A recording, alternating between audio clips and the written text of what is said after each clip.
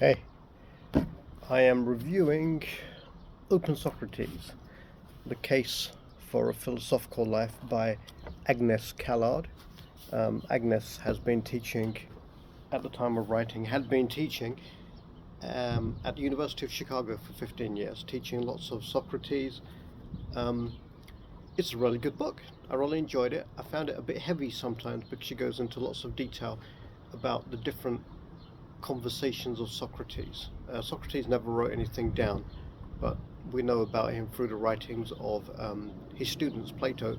Plato wasn't the only one, but these are the most authoritative writings that are most um, quoted, most admired. There are other people who wrote about him, but generally they're not seen as good as Plato's writings. Um, why did I actually buy this book? Because I was looking for another book. I was browsing like you do when you go in a bookstore, right? And one of the reviews on the back, I could hardly put it down. She provides a new way to live a philosophical life, which is actually from Prospect magazine, which is very, very good. It's one of the ones that if I see a review from, I won't dismiss it like I would dismiss the Telegraph or the Mail. Or the Telegraph is now owned by a German company, um, whose second company principle is basically uh, never to allow criticism of Israel. How's that a company principle? I don't know. But so I imagine it's going to become an even more of a bullshit fest than it already is. On to the book. So um, I'll read you a bit of the back. A superb book. Open Socrates, quite the most gripping new philosophical book I've read in years. Teams with insights into our world, insights into things that really matter but that we are fearful of addressing. How to Live, Love and Die. That's by Spectator magazine. So she actually starts off the book by really drawing you in what seems like a conversation, and then saying there are questions right now which you're afraid to ask. Um, and the book is about asking those questions. And they essentially come down to what she identifies as the Tolstoy problem after Leo Tolstoy, and which is about why we do things, and also about what is the best way to live life, and have we lived life well? Which, if you know about Socrates, he died by drinking hemlock. He was sentenced to death by Athens for corrupting the youth, basically getting them to think and question everything. So even though he's held up as a great Greek hero, Greece decided that he should die for what he was doing. There's a cave where he's said to have spent his last few days before death. You can still visit it. Actually, I've never visited it. But when Leo Tolstoy got to the age of about 50, he was a landowner, he was very successful, he was famous, he was very wealthy, and he started asking himself, why should I carry on? Why should I look after my estate? Why should I educate my children? Why should I do anything? And he couldn't find the answers. He couldn't find satisfactory answers, which made him very, very depressed and considered suicide a lot of times, and then eventually decided, well, I can't really find the answers, so I'm just going to stop thinking about it. Um, he was quite religious after that as well, and that Tolstoy problem comes up quite a lot in his in the death of Ilan Ilyich. It comes up. The guy is very, very sick. By all accounts, this is the character is very sick. By all accounts, he's had a very successful life, but he starts questioning his life, and in facing death, he is incredibly lonely because everyone else around him keeps saying, "Oh, you're going to get better. You're going to get better. You're better, aren't you?" So they won't face death with him. One of the things that Socrates said, this is all from the book, by the way, I'm not just ad-libbing on previous stuff. One of the things that Socrates said is, philosophy prepares us for dying. So the question of, am I living a good life? Have I lived my life properly? Have I lived my life well? Is only relevant if you die, because if you never had to stop living, then it wouldn't matter how you lived. And so the author, Callard, she describes FONA, fear of not arriving at the answer, as opposed to FOMO.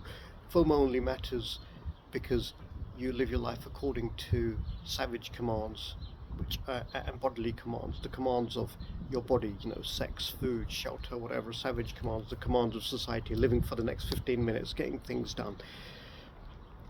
Tolstoy decided he was just going to go back to living his life for the next 15 minutes, which is a theme that crops up in there.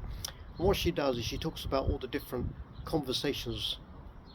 You know, what we know about Socrates is through what was written down as his conversations. So he had conversation with a slave called Meno, and Meno seemed to have some innate knowledge, and that's where the a priori knowledge, the Meno problem, comes from. Is are we born with innate knowledge? Chomsky picked up on this obviously when he was talking about grammar and everything. It sounds like the book is quite heavy when I'm talking about it now, but it's not. It's actually really nicely written. It's a good read. And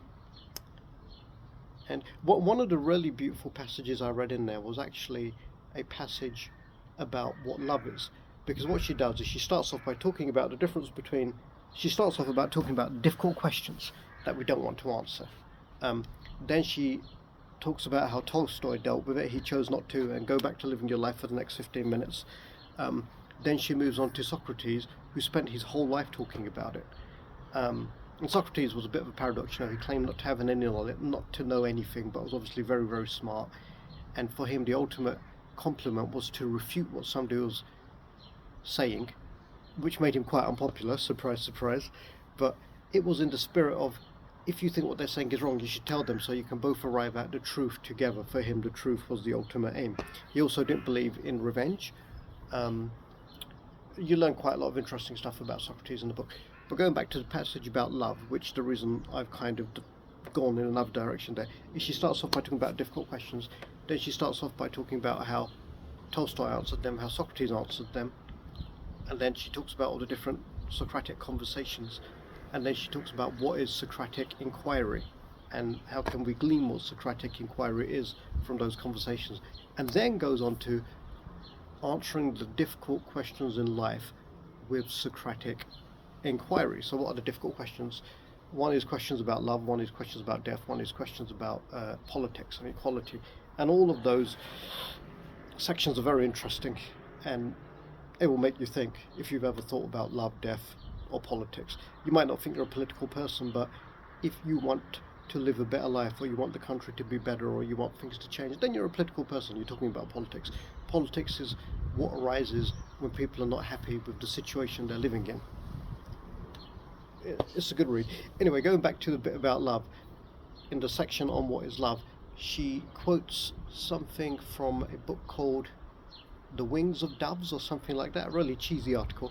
It was written by Henry James, the brother of William James. William James is the famous American philosopher stroke father of psychology, and he talks about a lady who's in an art gallery. Her name's Kate, and she looks across the art gallery and she sees somebody looking at her, a guy, and their eyes meet and they hold each other's gaze for far longer than is normal.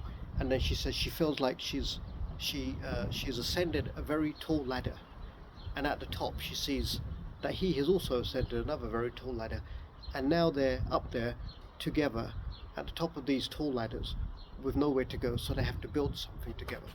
I thought it was lovely because it raises the idea of rather than falling in love, ascending to love, and that you do so when you're going somewhere, you're looking for something. You don't just get on the ladder for the hell of it. You're searching for something, and then when you find what you're searching for in another person, from there you have to build something together on a new level.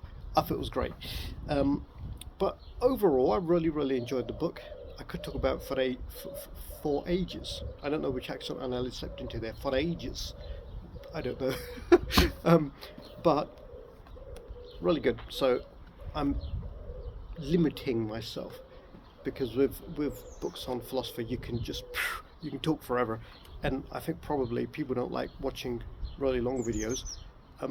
Here's a question: do you think the internet has made life better or worse? Overall, I think it's made it worse, which I guess is an impossible question to answer for people who weren't alive before the onset of the internet. So anybody born since 2000 probably doesn't know what a world with the internet would look like or feel like, has no experiences from it.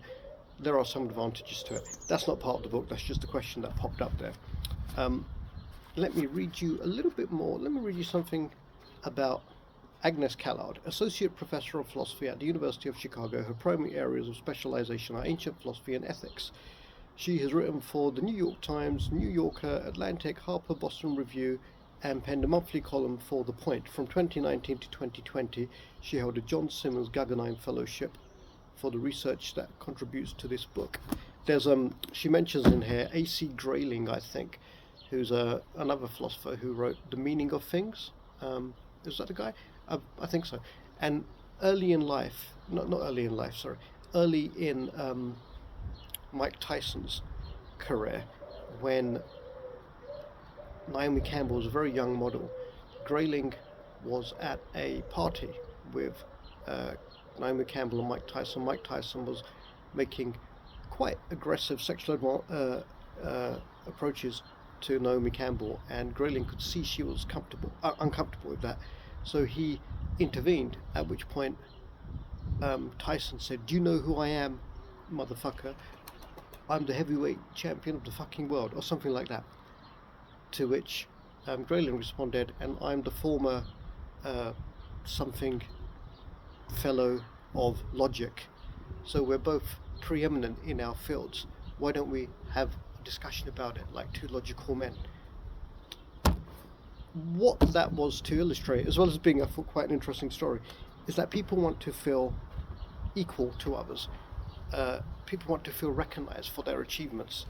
It's not about lording it over people, because if you do that, the other person gets annoyed, feels like shit, and isn't really going to like you or speak to you properly. So what Grayling did in that exchange was he acknowledged that Tyson was a superior being to every other boxer. And he said, "Well, I'm a superior being to every other philosopher, so we're kind of the same. We've got something in common. Now let's talk." I don't see where that fits in the discussion of the book. It was just one of the parts that came to mind right now. What does the Financial Times say about it? A gem, serious and clever, yet funny and playful. And TLS, a powerful antidote to confusion. And The Guardian, bracing and powerful, offers neither miracle cures nor lifestyle hacks. It's a journey we embark on together. As a philosophy book, I give it 8 out of 10.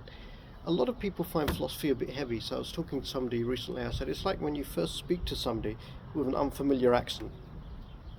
You have to struggle to make sense of what they're saying, but the more you speak to them, the more it makes sense. And that's just like philosophy. The more of it you read, or any other topic that seems difficult for you, the more of it you read, the more you familiarize yourself with the concepts and everything else, and the more it makes sense and the more enjoyable it becomes.